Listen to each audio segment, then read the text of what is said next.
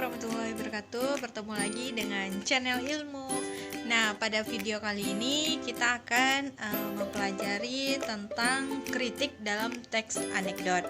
Nah, buat Bapak Ibu guru yang bingung cara menyampaikannya bagaimana, silahkan ditanyakan video berikut ini.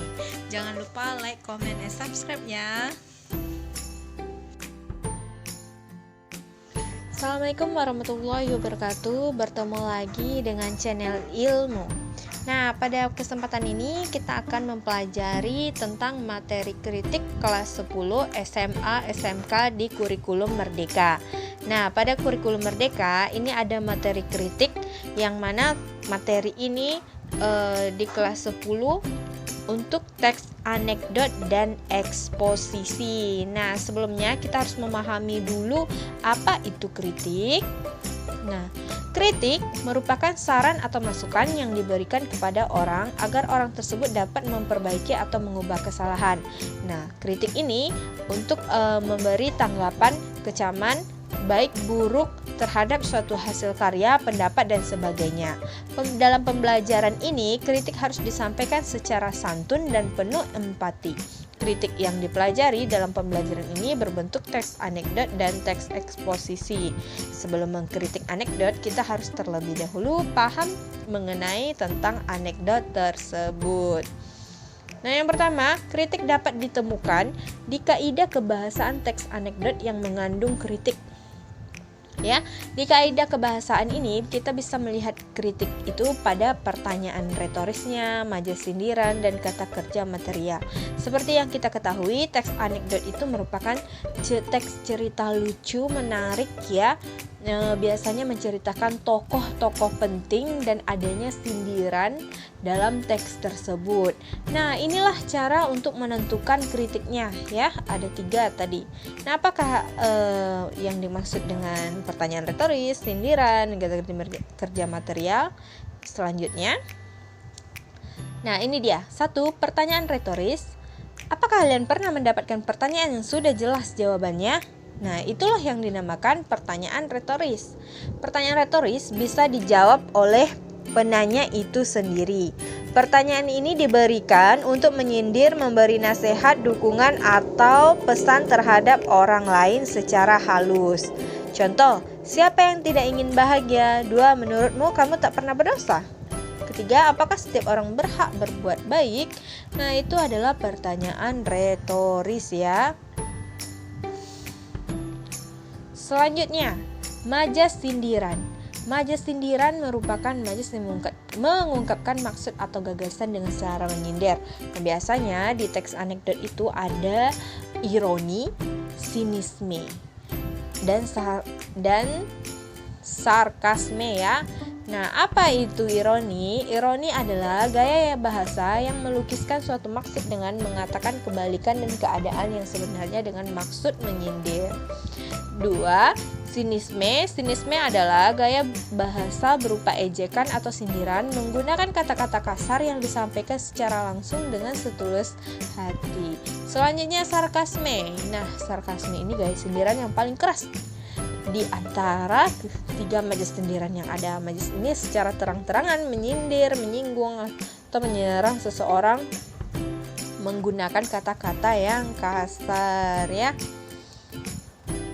Selanjutnya ada di kata kerja material. Nah, teks anekdot banyak menggunakan kata kerja material ya, yakni kata yang menunjukkan suatu aktivitas. Nah, contohnya bisa kita lihat, tatkala melintas jembatan kecil itu, tiba-tiba orang yang suku Klet melihat seekor ikan lele di antara bekas orang Sumekurat. Karena kaget, dia langsung berteriak, "Itu!" 2. Anak suku Aceh langsung melompat ke dalam kolam bekas orang mencari ikan tersebut. Nah, bisa dilihat itu adalah kata kerja material. Selanjutnya, struktur teks anekdot. Nah, ini sudah kalau biasanya kita mengetahui ada 5 struktur anekdot pada kurikulum Merdeka. Ini ada bukunya berdasarkan buku Kemendikbud ya. Nah, di sini ada orientasi, komplikasi, dan evaluasi. Nah, orientasi itu adalah Bagian anekdot yang berisi pengenalan, kondisi atau karakter tokoh, penggambaran hal-hal terkait dengan apa, kapan, di mana, siapa, mengapa, bagaimana, dan gambaran tentang masalah yang akan dihadapi tokoh. Silahkan dibaca contohnya. 2. Komplikasi. Komplikasi berisi masalah yang dihadapi tokoh. Pada bagian ini, penulis menyampaikan puncak cerita yang mengundang tawa sekaligus kritikan terhadap topik yang diangkat. Bagian ini disebut juga dengan krisis dan reaksi. Krisis atau komplikasi merupakan bagian yang berisi kekonyolan yang menggelitik dan mengundang tawa. Tanggapan atau respon atas krisis yang dinyatakan sebelumnya disebut sebagai reaksi. Reaksi dapat berupa sikap mencelah atau menertawakan. Ada evaluasi. Evaluasi berisi komentar terhadap isi atau pesan dari fenomena yang telah diceritakan. Bagian ini disebut juga sebagai koda. Namun bagian ini bersifat pilihan, dapat ataupun tidak ada. Dapat ada ataupun tidak ada. Nah, selanjutnya kritik pada kurikulum merdeka dipelajari di teks eksposisi. Nah, struktur eksposisi ada pernyataan pendapat, argumentasi, dan penegasan ulang. Sebagaimana eksposisi adalah teks yang menjelaskan atau menggambarkan sesuatu ya. Nah, di sini kita bisa melihat kritik itu di ketiga struktur ini. Nah, pernyataan pendapat atau tesis adalah bagian yang berfungsi untuk mengenalkan isu, masalah, gagasan utama atau pandangan penulis secara umum yang kemudian akan dibahas dalam teks. Sebelumnya, penulis sudah harus menentukan tujuan dari teks eksposisi. Kedua, argumentasi. Setelah tesis, teks akan diikuti dengan rangkaian argumen, yaitu fakta-fakta yang memperkuat argumen. Pada bagian inilah peran data sebagai penguat argumen menjadi penting. Setiap argumen harus bisa dibuktikan. Terakhir, penegasan ulang. Teks ditutup dengan penegasan ulang berupa simpulan dan saran dari pembahasan secara keseluruhan. Nah, pada bagian struktur ini kita akan melihat kritik yang ada.